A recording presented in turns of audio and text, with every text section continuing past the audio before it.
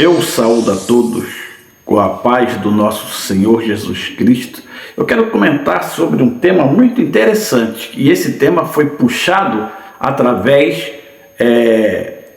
de bate-papo com os amigos, que é quem manda na casa, é o marido ou a esposa? Bom, primeiro eu quero começar dizendo que a palavra de Deus fala que diretamente para os filhos, porque o que eu quero falar é para os filhos em relação à mãe. Quem manda na casa, na minha concepção, é Deus. Quem manda no lar é Jesus Cristo, é Deus, porque Deus é o Pai de todos. Agora, a parte administrativa, isso aí fica a critério dos dois. Então, para os filhos, como eu mencionei, honrai pai e mãe para que seus dias se prolonguem na terra. Isso aí é uma das promessas de Deus. E quanto à mãe, a mãe sempre foi a rainha do lar e o pai sempre foi o provedor. Isso nos tempos passados, no meu tempo, né? Que eu já estou com seus 62 anos. Mas eu falo tudo pautado dentro da questão da parte cristã. Porque quem não é cristão não tem um segmento firme na rocha. Porque quando você é pautado na Bíblia, na palavra de Jesus Cristo, sua casa ela é fincada na rocha. E quando você não tem Jesus Cristo, é feito no barro, sem alicerce. E ela vai desmoronar, como nós estamos assistindo várias famílias quebradas. Então, se você é uma família cristã, é para você que eu quero dizer. Não existe rivalidade no cristão. O cristão não pode ter ódio, não pode ter rivalidade. A administração é um consenso, porque Deus preza sempre a reunião. Como você vê na Santa Ceia, descrita ali por Leonardo da Vinci, Deus sempre foi uma pessoa organizada. Jesus sempre foi de organização, contemplava todos juntos para ali celebrarem a ceia, a conversa, as diretrizes, e até hoje, dentro das empresas, se perfazem a organização dentro desse critério de reunião. E dentro da reunião, nós temos as diretrizes empresariais, que é a chefia, o subchefe, o departamento pessoal, o departamento de recursos humanos, né? O departamento administrativo. Esses que chamamos de organograma segue um rito de ordem subjacente. E a família não é uma empresa, mas é também uma administração. E se não houver um bom consenso, não vai haver ali um critério harmônico entre si. Para isso, quem é cristão vive mais feliz. Tirando esse critério de lado, eu quero falar com a mãe que não é cristã. Ou, se é cristã, preste atenção, porque a boa mãe, ela tem poder de voz sobre o seu filho. Então, quando você tem uma mãe desajustada, que teve já o seu relacionamento deflagrado, castigado, separação, o filho vai para um lado, o filho vai para o outro, e aí esta mãe, sofrerá pela sua ingerência, o que vai ocorrer? Ela não terá voz sobre o seu filho, não terá mais moral sobre os seus proles. Então ocorre que um filho não obedece mãe, não obedece pai, e com aquelas também que são mães solteiras, são as viúvas, se você deu um bom ensinamento, porque é bíblico que os pais têm que também respeitar os seus filhos. Não é só a obediência por parte dos filhos, do honrar pai e mãe. Isso é um mandamento de promessa. Honrai pai e mãe para que seus dias, filho, se prolonguem na terra. Mas os pais também têm um deverzinho de casa a fazer.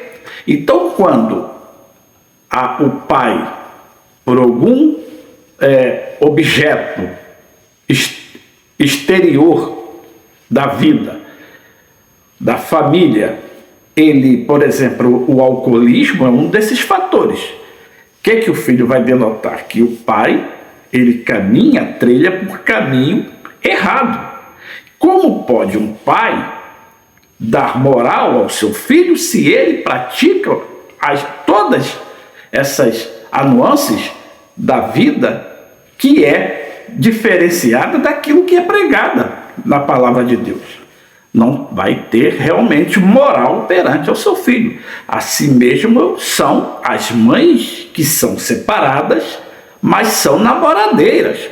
Nada contra a viúva, mas a mulher, quando se separa, que Deus não deixou a separação, Deus não deu aval para a pessoa se divorciar. Deus preza a união. Como Deus vai colocar na Bíblia esse critério do divórcio? Não. Então você tem todo o tempo da juventude para namorar, noivar e casar e construir uma família. Você tem que acertar com essa escolha para que mais tarde você não venha a sofrer intempéries da própria natureza familiar, que é o descaso com a própria mãe e com o próprio pai. E a mãe, na hora que ela suplicar por um dos filhos para que este ajude a sua irmã ou seu irmão que está passando por um desemprego, nenhum deles são criteriosos, harmônicos, sentimentais para ajudar esse próximo irmão. E aí você vê, denota essa condição, de rivalidade de irmão. Estou falando de sangue contra irmão. Por quê? Porque a mãe perdeu a rédea dos seus filhos, e aí sua família foi totalmente dilacerada. Um foi para um lado, o outro foi para o outro, e às vezes um daqueles que não teve a sorte de ter uma estabilidade financeira, no caso de emprego, sofre por alguma ajuda, por uma mão amiga. E nessa condição, nessa contingência desarmônica que esta mãe provocou, um irmão, por rivalidade, até mesmo por inveja, não socorre o outro que está precisando de uma ajuda. Às vezes surge até um tio que não tem nada a ver com isso, mas por compaixão, por piedade, ajuda esse sobrinho ou essa sobrinha.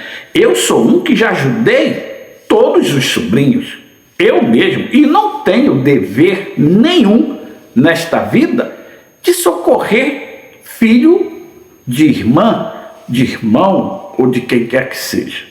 Então, quando você tem uma família estruturada, amiga, pautada dentro do alicerce da rocha divina, eles se sensibilizam, eles se unem, eles participam dessa harmônica amorosa da bondade, e um ajuda o outro, como é feito na própria certas seitas que existem por aí. Às vezes as seitas que nós criticamos, são mais contingentes, são mais harmônicos, são mais sociáveis do que o próprio cristão, porque a própria palavra de Deus fala que os filhos das trevas são mais prudentes que os filhos da luz. Então, se você vê aí na maçonaria, por exemplo, a irmandade, ela se faz presente de um ajudar o outro. Mas eu quero dizer aqui que o amor é pregado na palavra de Deus para que um socorre o outro, para que um ajude o outro. Ajudai o teu próximo, amai o teu próximo como a ti mesmo. Eu não sou melhor que ninguém, mas é de mim mesmo ajudar aqueles que precisam. No mais, eu termino aqui, neste vídeo, para não ser muito longo, dizer que a mãe, quando ela é errada, ela não tem moral sobre os seus filhos. Assim mesmo, os pais. Então, se os dois chefes, os dois cabeças, independente quem são, quem manda dentro da casa, todos dois são responsáveis por aquilo que eles colocaram dentro da sociedade, que são seus filhos. Eles dois são responsáveis legais. Então, tem que ter os dois moral, ética, para que os seus filhos lhe respeitem como chefe, independente de quem seja o pai ou a mãe. Porque a palavra de Deus fala: unirá o homem e a mulher para se tornarem uma única só carne. Eu vejo deste lado. Pai e mãe é uma única propriedade de chefiar a nossa família. Não temos critério de A nem de B. E até mesmo para aqueles que são uno, como por exemplo o pai solteiro, a mãe solteira, ela também tendo personalidade de administrar bem, de impor sobre os seus filhos, ela será muito bem respeitada pelos seus filhos. E até mesmo também para aqueles que eu não tenho nada contra, os homoafetivos.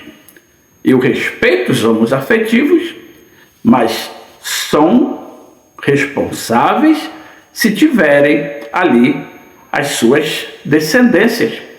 Tratar bem com respeito, impor respeito, ética, moral, dignidade, amor, independente de ser hétero ou homo, todos serão felizes perante a administração, perante o respeito, perante a moral e perante a Jesus Cristo, porque Jesus Cristo não faz acepção de ninguém. Jesus Cristo ama a todos. E como o próprio Jesus deixou escrito: na minha casa há muitas moradas. Fique então com a paz do nosso Senhor Jesus Cristo.